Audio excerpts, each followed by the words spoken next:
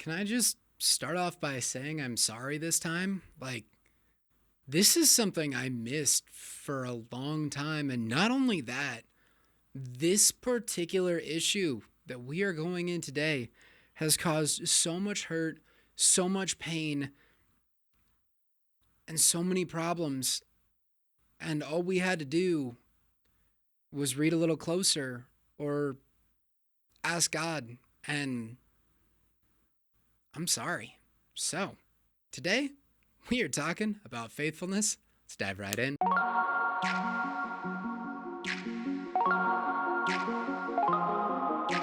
Welcome back, everybody. My name is AP Raleigh, author of Abide, and I make Christian content to help both you and me grow in our relationship with Christ together. Now, before we even jump in on faithfulness, I mean it. I'm actually sorry. This isn't some sort of hook joke thing here. This is a real problem. I mean, even a lot of my old videos, I've started it off by talking about how I help, grow our faith together, and I don't do that. And you're gonna understand why in a minute.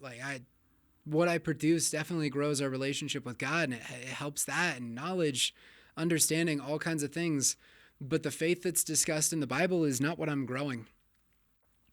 Because today we're going back into Galatians 5:22, looking at the fruit of the Spirit, talking about faithfulness. I thought this would be a breeze. I was fully ready to discuss how, these different events in our lives grow our faith. And I don't know what I was even going to get into, but it seemed like it was going to be an absolute breeze. And I'm not sure how many takes I've done, but I've definitely spent the entire day going through this, and it just keeps getting more confusing and more difficult. But at the same time, this has changed not just my theology, which I feel like was on the right track, and it's like I got to the right answer but had no way to defend it, and all these verses that were still really confusing that I just kind of shoved to the side because it's like I get God well enough to understand part of the problem, but I have missed so much thinking that this was so simple.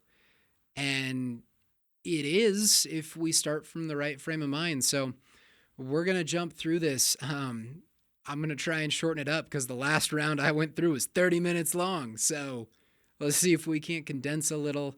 And if you got more questions at the end, feel free, shoot me a message, drop a comment, send me an email, whatever works best for you, because this is pretty cool. I don't think we really even talk about it in just about any of the churches I've been in, other than the very verbatim text from the Bible that we were confused on to start with. And what we'll start off with is the fact that faith and belief are two different things. Now, yes, a lot of times belief being used as a kind of depends on the parts of speech we're going to. It is somewhat interchangeable, which makes it even more confusing. But believing in and having belief are separate, because that's the belief and faith are decently close. English is a little bit confusing on there, but having belief in, the Bible talks about demons believing in God and they shudder, but they don't change their life. They don't do anything about it. They don't care. They don't have faith in God. They have belief. They have understanding. They have a logical knowledge of God, his existence, and that is it. They don't have faith in God. And this is where we got to start making some differentiations, because my entire life I have believed that faith and belief are one in the same. That they are, I don't know, there's just no difference. And there's a few kind of caveat verses that have created challenges for me just because of this. Because at this point, faith is this magical thing that's, I have to have a certain level of it in order to do things. And I have no idea what that level is. And I'm frankly not entirely sure how to grow that level. I mean, I got this base understanding that, the more I get to know God, the more I understand his will, the more faith that I have, because that's a huge part of it. But it didn't seem like there was any formula that I could follow, any specific way of doing this. And that's not true. It's not that easy, I'll be fair. But it's not this absolute unknown confusion. So there is a definition in the Bible, and this is where we'll start off with, and it uses a lot of really big words, which makes it even more confusing. because that's the whole point of, honestly, most of what I do is just trying to interpret these words so we can accurately place them on our own lives today. And that verse is Hebrews 11:1 in the ESV. It's, now faith is the assurance of things hoped for, the conviction of things not seen. We're going to break that down because it's confusing. But starting with just faith, what in the heck is that? First off, faith is God's ability to persuade, simply put. And you're thinking, oh, that's odd because that doesn't have anything to do with me. That's actually right. It has nothing to do with you whatsoever because it's God's gift to you. And every single place it's used in the Bible, it's God's gift to you. It doesn't necessarily involve you. Does a little bit. We're not going to take you completely out, but that's for another portion. The faith itself is God's persuasion. And I don't mean that in a manipulative way. I don't mean that in a wrong sort of sense. It's his ability or willingness to explain the situation around you. And that in itself then works as a warranty and not like, I broke my laptop, God's going to give me a new laptop, like my brain broken, give me a new one. Anywho's. What I mean by this is a warranty is a guarantee that this will work. And in the case of, laptop breaking, company gives you a new one because they weren't able to follow through on that, but they guaranteed it, so they're giving you a new one.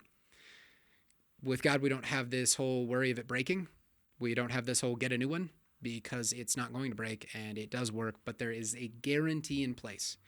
And the way the Bible puts it is that faith is the guarantee. That's your contract to understand that this will happen. How in the world does that work? And well, let's go back to, this is why it's from God. You, by the way, have zero ability whatsoever to muster up faith, to have faith of yourself. You can have belief. That's true.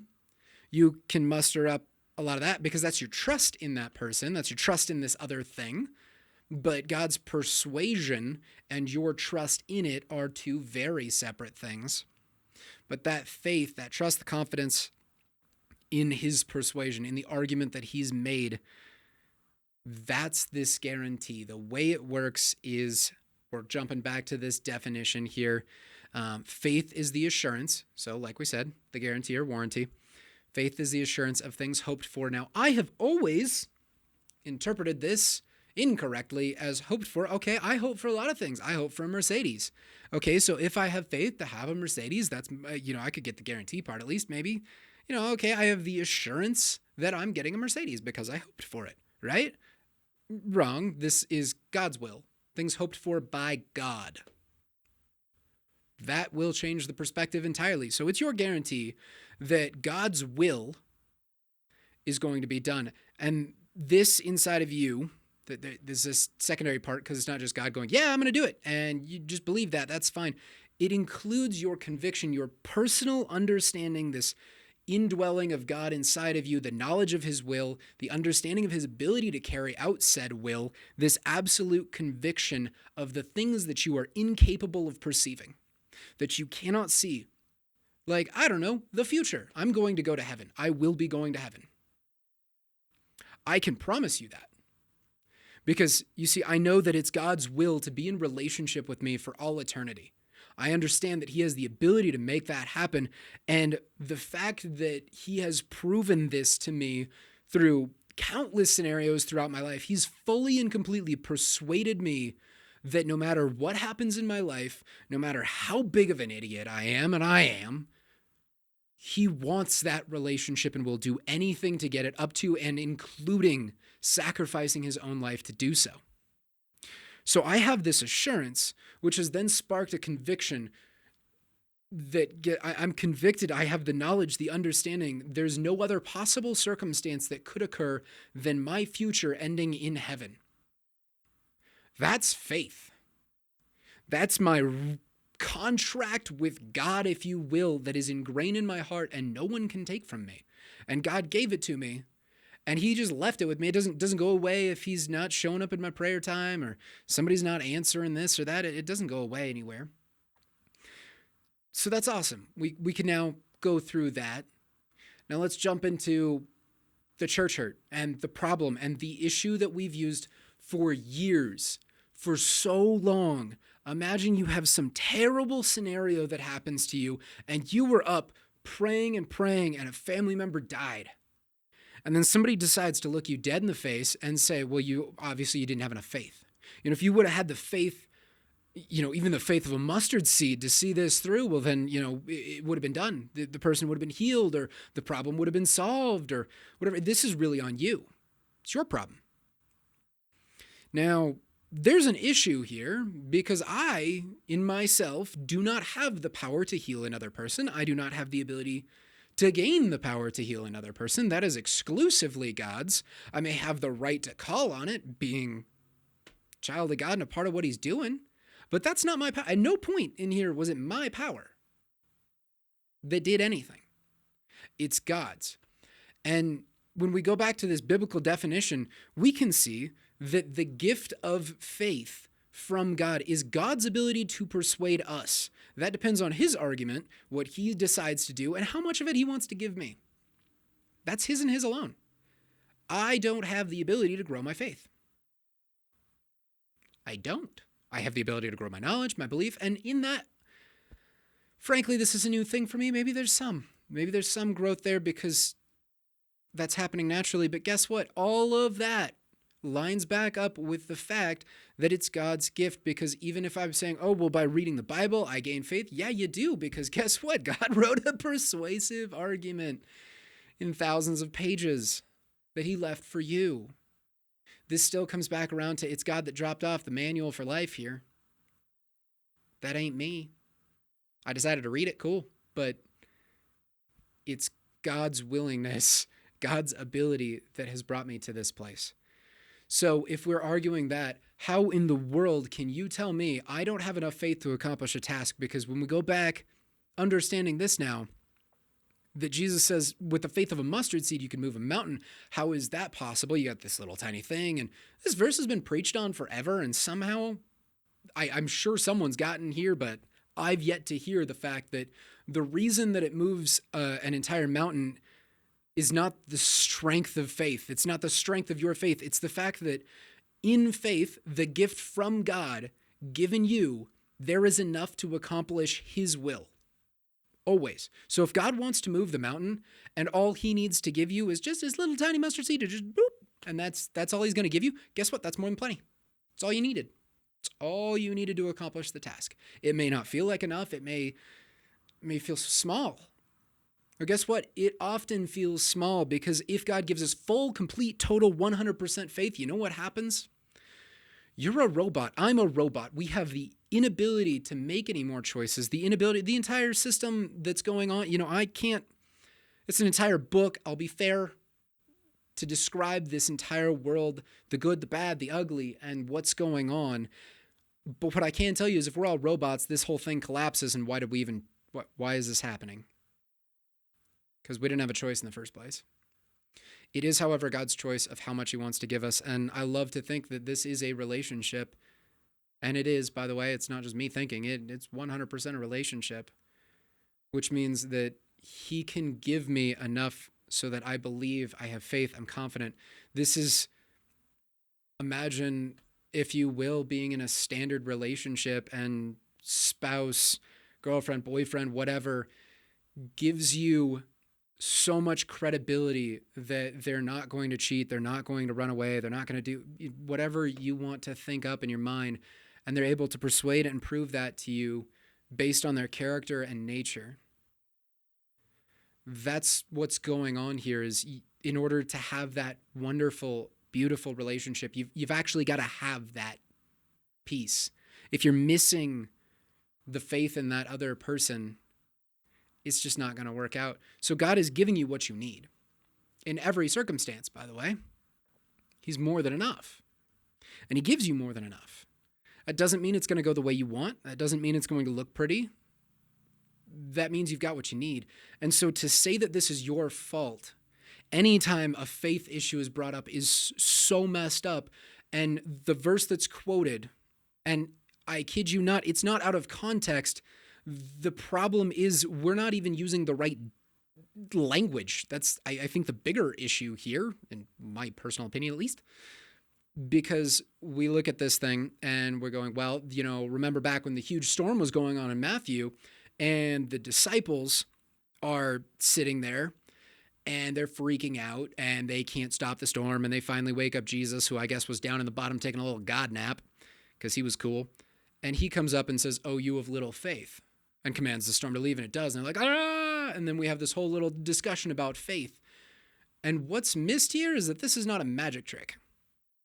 The word he uses when he's talking about faith, it's actually a different word. It's kind of a combo because it includes that original, God has persuaded you. But the second half is you didn't want to hear it, or you didn't want to listen, or you weren't interested. You're not dialed into God. You are literally trying to stop hearing him. So imagine yourself in this scenario, or anything disgusting and nasty that's happened to you in your life. You're going through this horrible time. Okay, you had faith if you're praying. You had the desire and the pursuit of God. If you were praying, trying to listen, trying to do anything, it doesn't matter if it went well. It doesn't matter what happened. You're actively pursuing God. That is faith. You are trying to tap into that will. That is pursuit. That's love. It's all of the above. But imagine you're in this horrific storm and everything awful is going on around you.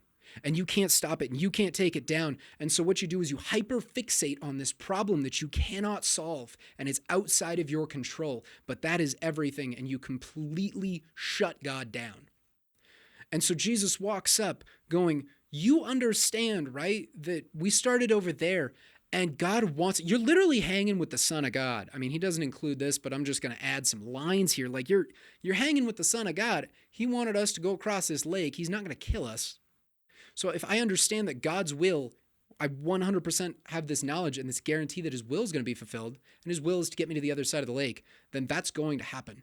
And so I will command the water, the storm to pass because it's outside the will of God right now and it's tempting to stop it. And then he goes out of the boat and he asks the disciples to come walk out to him. Well, guess what? The will of God was for you to walk out on this water. It doesn't matter if it seems impossible. It doesn't matter what the opposition is in front of you. Faith is the assurance. You have the guarantee of what God wants. You have an understanding of that will in your heart and are convicted to follow it. Even though it is unseen, even though you can't perceive a possible, how am I going to walk on water that makes literally no sense?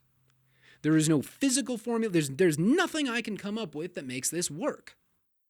Great, but it's what God wanted, and God made the world, and God gets to do what God wants. All right?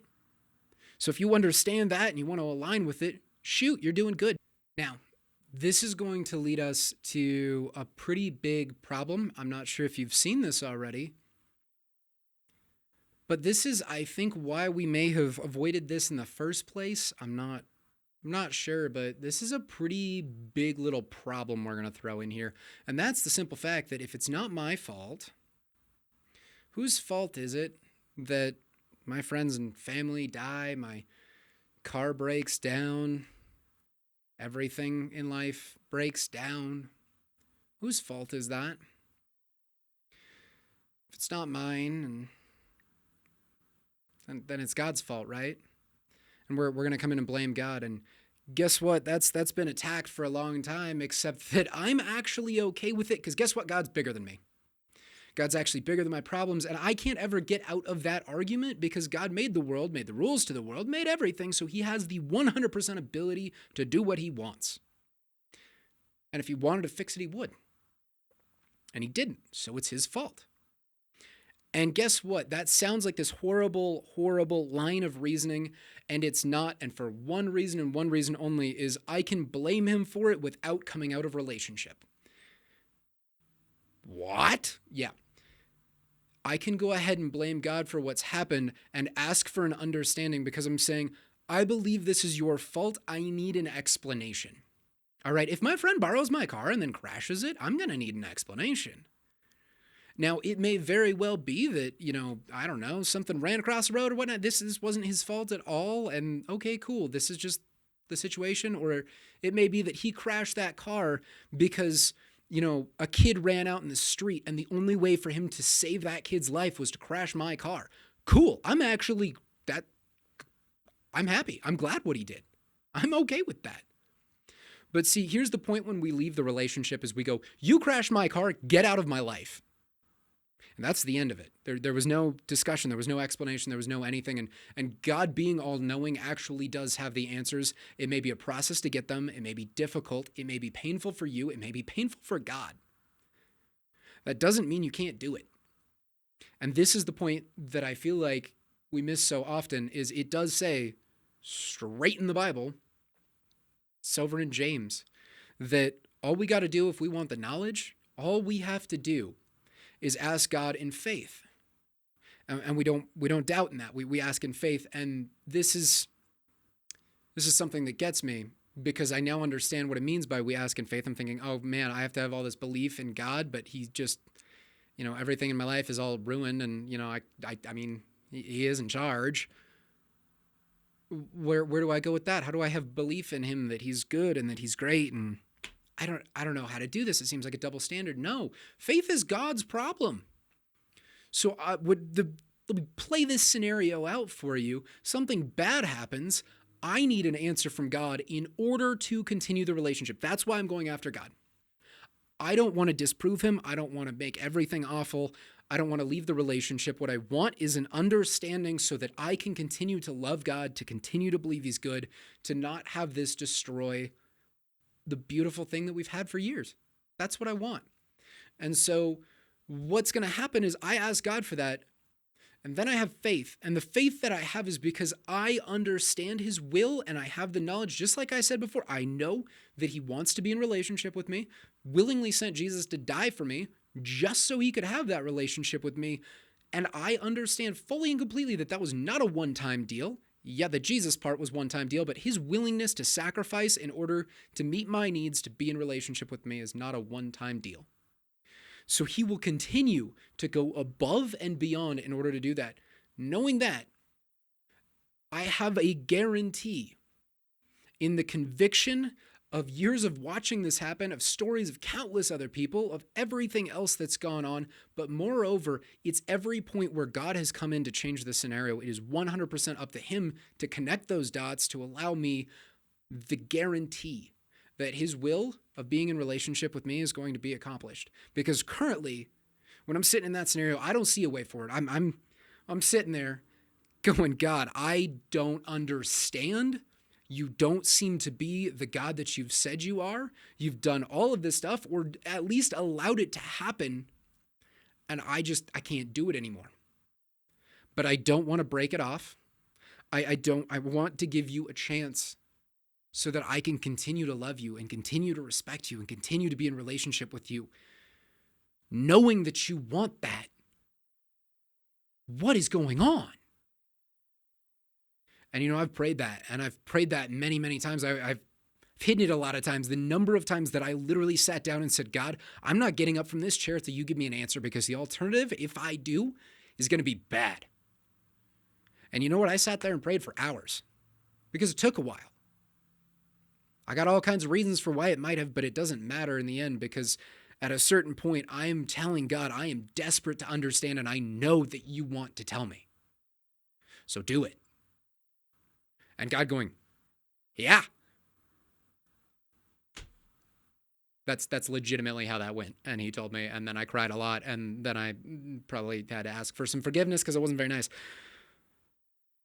This is what faith looks like. And this is how faith operates. And this is why there are so many things in the Bible that are interconnected. And I know this is way too long, but please understand how big of a deal it is that faith is from God and defined by God. And I have so many more stories. And if you want to hear them, I want to tell you, because this has changed everything in a way that I can't even imagine. The whole Bible just lit up for me. I mean, we have even things like the faith and works argument that I've seen forever. And why is faith so much better than works? Because, well, guess what? Faith is dependent on God, and the only reason you go to heaven is because God wants you there in eternal relationship with him, and he forgave you, and he sent Jesus, and he's done all of this stuff that you've simply accepted, and your works are literally just you doing stuff. But guess what? I want to show you my faith by my works. Well, guess what? Faith precedes them. It shows, why are the works so good? Why are the works of the apostles so much more important than me just, going and doing some random nice thing? It's because Faith includes a knowledge of the will of God, so they understand God's path, they're aligning with that path, and then they're doing work to further the kingdom of heaven on earth because they want to see God's will done and they want to be a part of it. They don't even have to be. They want to be. They get to be. So, I have no other wonderful instruction for you this week than go read Hebrews 11 because it's going to go through all of this and try to see it in this new light and walk it through the whole way, not just, okay, God gives them the faith and that's done. Okay, include in there this thought that not only does God give them the faith, but they were willing to listen to that. And that's what ends up providing this. It's a teamwork effort, but the faith is entirely supplied by God. And the only thing that avoids that is our complete and utter rejection of God's persuasion. We have to reject it. And let me leave you with this one little tiny thing for every piece of church hurt that you have heard that's in contradiction to this all not revolving around God, the fact that, no, this was your fault and your problem and it's all about you. I'm sorry. I am truly sorry. Because I have worked in missions for years. And I have done ministry for years. And while I am not a pastor, and there are very few people that are going to watch this, I have the right to apologize on behalf of misunderstanding the word. Because I even had this thought, and you'll go back and see a lot of my old videos that say that, you know, what I do here is I make Christian content to help us grow in our faith together. And that's not what I do. I help grow in the relationship. I do all of that. But man, God's persuasion, God's arguments are from him and through him. And who am I to say that this isn't just knowledge for you? I don't know. But what I do want to let you know is that you're loved, that you're cared for, and that God wants to right the wrongs. So, with that, I love you. And so does God.